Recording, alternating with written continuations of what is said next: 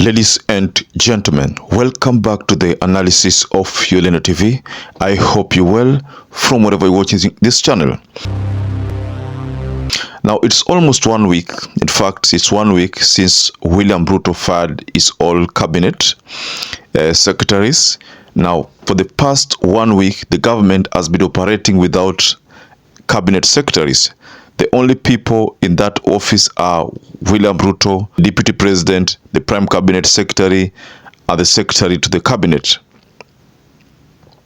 Now, there have been speculations recently, and someone also did this, and there have been speculations about a list of cabinet ministers that William RUTO has allegedly picked.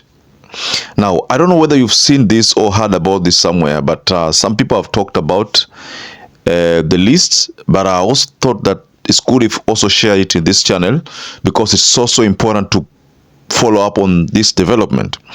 Now, I want to share with you certain lists here, and I will read to you everything about it.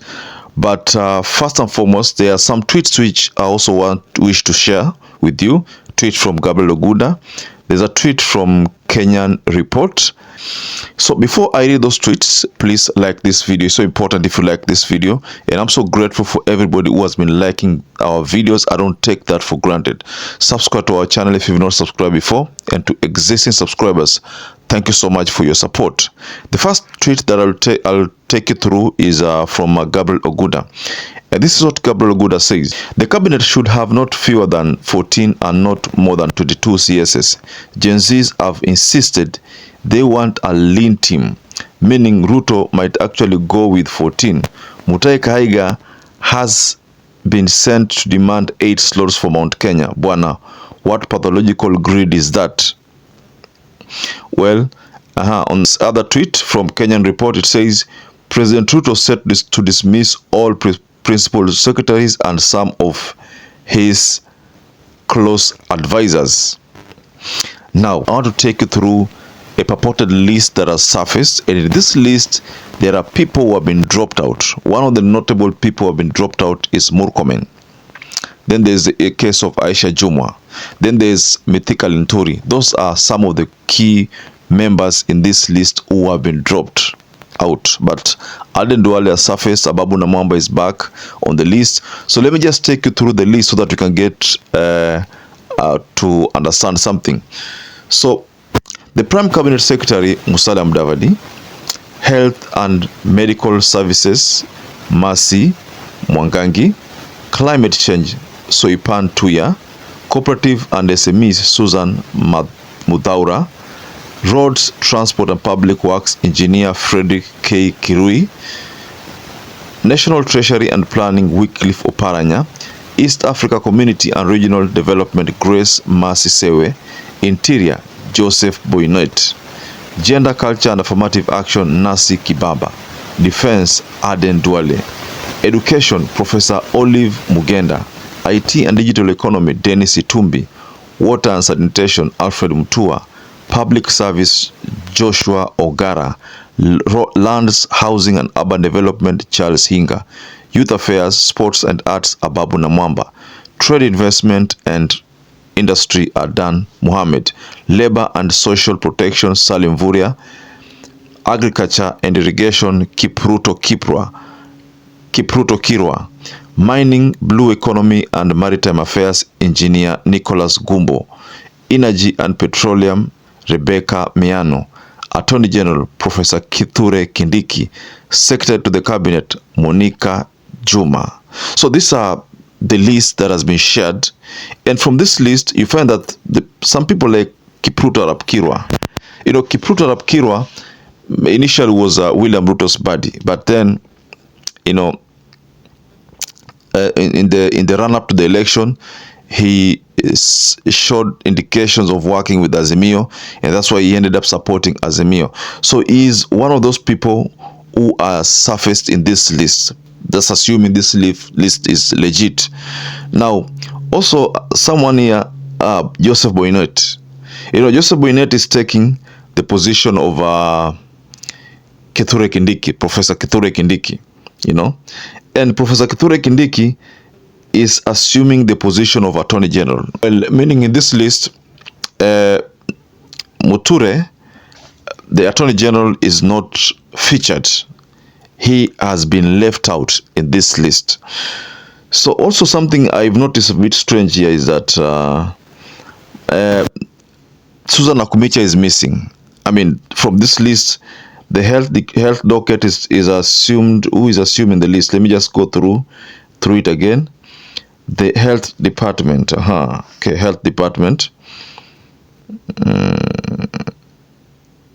Yes, Mercy Mwangangi. So Susan Nakumicha has been left out. Of course, you know the story of Susan Nakumicha. She said she got that position courtesy of the Speaker of the National Assembly. He's the one who fought for her to get that position. Does it mean that this time around William Ruto did not heed the proposals from the National Assembly Speaker? Now, again, something here. Education docket, there's a new one here. Professor Olive Mugenda. So these are some of the notable figures that have surfaced in this list. This list, if it's a legit list, then we can say that someone like Oparanya is going to serve on this capacity as a national treasury and planning. I've seen someone say that Oparanya is not fit. Personally, I think Oparanya is fit for that position, and no doubt about it. But Oparanya comes from the ODM. But ODM already indicated that they will not be party to this government of national unity or the broad-based government as pointed out by William Samoei Ruto. Raila on Sunday, during a meeting at Embakasi, I think, he said that he is not going to hold any talks with William Samoei Ruto. That is why on Monday, there was nobody from the Azimio faction who showed up for talks. And in fact, that talk did not take place. So that means Azimio is not going to be party to it. So let me just take you through key highlights and reactions here. Someone like Soipan Tunya has been appointed to manage climate change, tourism and wildlife, signifying President Ruto's significance in our ability to handle expanded responsibility. So also this factor, this other person, Aden Duale. Yes, Aden Duale is set to continue serving in the defense docket, a role he has been vocal about recently, indicating his likely return. That's why you find that day before demonstration, Aden Duale surfaced with a message warning demonstrators. And one would wonder why he was warning demonstrators, yet he's not in government. But based on this list, it's already indicating that Aden Duale is likely to bounce back as the same capacity of defense. Now, Alfred Mutua has been reassigned to water and sanitation from tourism, hinting at a strategic political maneuver to maintain regional support. Most likely, if William Ruto is going to retain Alfred Mutua according to this list, it will be just because of the Kamba Nation. You know, Alfred Mutua has been trying to unseat Kalonzo Musyoka from the kingpinmanship of Kamba, but that has been unsuccessful. So now again on the list, there are people considered as new faces. Say like someone like Dennis Itumbi. Dennis Itumbi is going to take the position of IT and digital economy portfolio, and because he has some knowledge on IT and digital strategy. Now, you understand that previously that position was occupied by Eliud Owalo, and Eliud Owalo, if at all this list is legit, then it means Eliud Owalo is going to miss out in this new selection of William Ruto. Mind you, amongst the people who have been accused in the previous cabinet, Eliud Owalo was not one of them. Eliud Owalo never shown any opulence, did not even show any disobedience to William Ruto, and didn't even play politics. So Unfortunately, this list does not feature him, so he is going to be dropped out according to this list. Now we have someone like Joshua Oigara. That's also a newcomer and is going to serve on the public service sector. Now, controversial appointments in this list are like Wycliffe Oparanya, whom we know is a deputy party leader of ODM. And ODM has said that they are not going to be party to the government of national unity as proposed by William RUTO, and that was echoed by Raila Amolo Odinga on Sunday when he had gone to tour Kware dump site, the place where dead bodies were being recovered from, and I think that story is out there in the public domain. So also you understand in the list there are people who have been excluded, people who served in the previous cabinet, but in this cabinet they have been totally excluded. And I'm talking about people like Mithika Linturi. Mithika Linturi under the docket of agriculture, we have Moses Kuria. And then one whom we never even imagined would be dropped from the list, talking about Kipchumba Murkomen. That is why I still have some doubt on the list, because to have Kipchumba Murkomen dropped out, well, you know very well that William Ruto and Kipchumba Murkomen ni kama chana na pete. That is still baffling me, but that is what is taking place. So if the list is legit, Murkomen is out of the cabinet. Now, of course, there are also speculations here, speculation and security dockets. You know, Boynet is bouncing back.